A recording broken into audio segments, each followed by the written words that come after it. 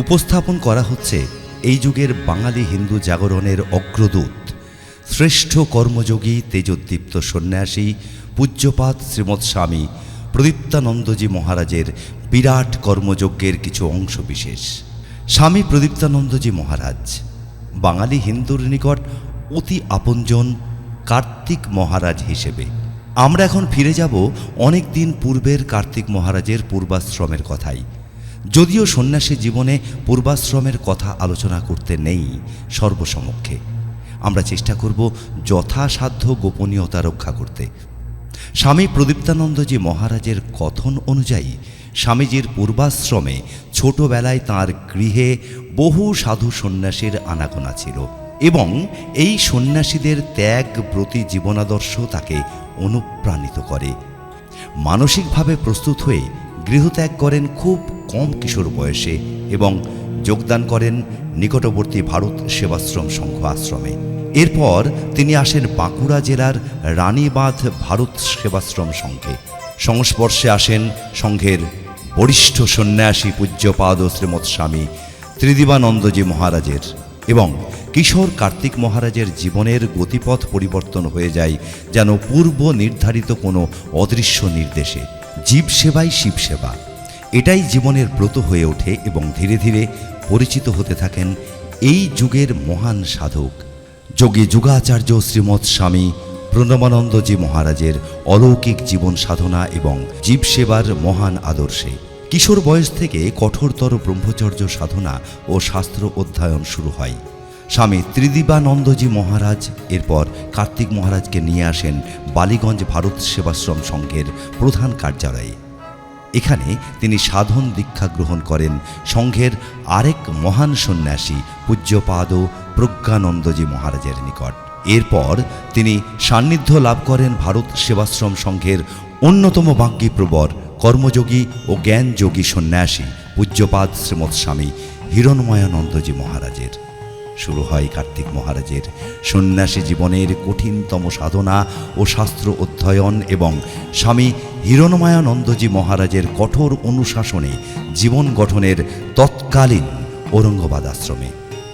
কার্তিক মহারাজ ছিলেন অসাধারণ কর্মতৎপর এবং শারীরিকভাবে দক্ষ, লাঠি তরবারি খেলা ও অস্ত্র শিক্ষায় পারদর্শী শিক্ষানবিশ। ভিক্ষার ঝুলি নিয়ে সর্বত্যাগী সন্ন্যাসী কার্তিক মহারাজ দাঁড়ে দাঁড়ে ঘুরে আশ্রমের জন্য অর্থ ও অন্ন সংস্থান করতেন। ভারত সেবাশ্রম সংঘের নিয়মে 12 বছরের কঠোর সন্ন্যাস সংস্কার, উপনয়ন, ব্রহ্মচর্য, নৈষ্ঠিক সন্ন্যাস পালনের মাধ্যমে কার্তিক মহারাজ হয়ে ওঠেন স্বামী প্রদীপ্তানন্দজি মহারাজ। মুর্শিদাবাদ জেলার বিভিন্ন প্রান্তে সেবা কার্যক্রম পরিচালনা করে বেরিয়েছেন পূজনীয় স্বামী হিরণময়ানন্দজির নির্দেশে।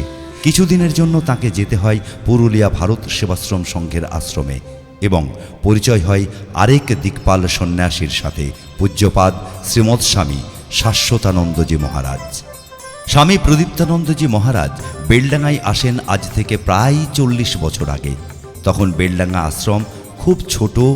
একজন ভক্তের বর্ণনা অনুযায়ী গুরুমন্দির, 2টি টিনের চালাঘর এবং গোশালায় কয়েকটি গোমাতা।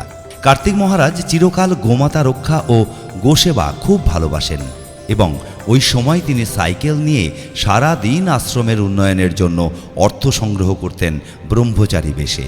অনেক সংঘর্ষ হয়েছে আজকের এই বেলডাঙ্গা আশ্রম প্রতিষ্ঠা করতে। বেলডাঙ্গা ভারত সেবাশ্রম পরিচালিত অসংখ্য হিন্দু মিলন মন্দির, স্কুল, আদিবাসী নারীদের কল্যাণের জন্য চানক ছাত্রীবাস, অনেক ছাত্রাবাস, স্বাস্থ্যকেন্দ্র তৈরি করতে। আশ্রমের জগদ্ধাত্রী পূজা উপলক্ষে বার্ষিক উৎসবে প্রসাদ বিতরণ করা হয় প্রায় 50,000 মানুষের মধ্যে। 2000 সালের ভয়াবহ বন্যা, গোকর্ণ ভয়াবহ ঘূর্ণিঝড়, বঙ্গীয় কুম্ভমেলা, এরকম অগণিত স্থানে নিরন্ন দরিদ্র মানুষের অন্ন বস্ত্রের সংস্থান করেছেন। মুসলিম অধ্যুষিত মুর্শিদাবাদ জেলা স্বামীজির কর্মভূমি এবং এই জেলার সংখ্যালঘু অত্যাচারিত হিন্দুদের একমাত্র ভরসা সেই কার্তিক মহারাজ। স্বামীজির অত্যন্ত প্রিয় একজন মানুষ, যিনি আবার নতুন করে মৃতপ্রায় হিন্দুদের সঙ্গবদ্ধ করার ডাক দিয়েছেন, তিনি শ্রী তপন ঘোষ। স্বামীজির আগুন ঝরানো বক্তৃতা হিন্দু সংহতির মঞ্চে তপন ঘোষ মহাশয়ের সাথে বাঙালি হিন্দুর কাছে অবিস্মরণীয়। স্বামী প্রদীপ্তানন্দজি মহারাজের গভীর চিন্তনে উঠে আসলো বর্তমান নিপীড়িত বাঙালি হিন্দু সম্প্রদায়ের উত্থানের মহা অস্ত্র শ্রীমদ্ ভগবত গীতা। শুরু করলেন গীতা আন্দোলনের। সৃষ্টি হল সম মনোভাবাপন্ন সন্ন্যাসীদের নিয়ে সনাতন সংস্কৃতি সংসদ। সনাতন সংস্কৃতি সংসদের 4 স্তম্ভ স্বামী প্রদীপ্তানন্দজি মহারাজ, স্বামী নির্গুণানন্দজি ব্রহ্মচারী, স্বামী বন্যু গৌরব ব্রহ্মচারী, শ্রীমৎ জগদার্তিহা প্রভু, সর্বজনীন নির্ঘোষ, কৃষ্ণ কৃষ্ণ হরে হরে, গীতা পাঠ ঘরে ঘরে।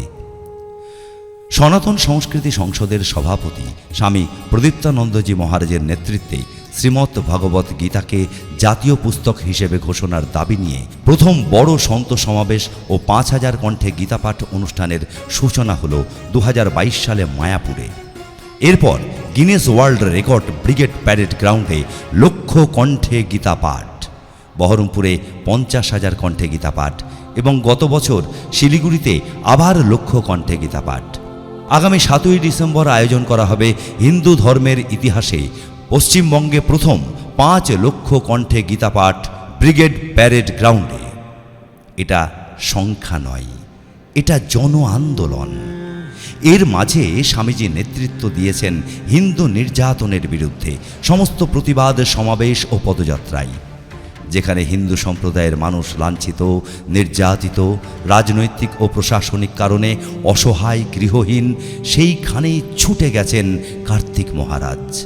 শতাব্দী প্রাচীন গুরু মহারাজের দূরদর্শিতায় সৃষ্টি হিন্দু রক্ষী দল স্বামী প্রদীপ্তানন্দজি মহারাজের মার্গদর্শন নিয়ে সমগ্র পশ্চিমবঙ্গে পুনরায় সুসংগঠিত হচ্ছে ভারত সেবাশ্রম সংঘ অনুমোদিত হিন্দু রক্ষী দল। স্বামী প্রদীপ্তানন্দজি মহারাজের লেখনীতে প্রথম প্রকাশিত পশ্চিমবঙ্গ সামাজিক প্রেক্ষাপটের জ্বলন্ত উদাহরণ বাঙালি হিন্দু উত্থান বইটি সকল হিন্দুর অবশ্যই পাঠ্য। তার সুদীর্ঘ আধ্যাত্মিক ত্যাগী সন্ন্যাসী জীবন এবং সনাতন ধর্মের প্রচার ভারত সেবাশ্রম সংঘের প্রতিষ্ঠাতা যুগাচার্য শ্রীমৎ স্বামী প্রণবানন্দজি মহারাজের সুযোগ্য উত্তরসূরি হিসেবে ভারত সেবাশ্রম সংঘের মুকুটে নতুন পালক যোগ করেছেন পদ্মশ্রী পুরস্কার।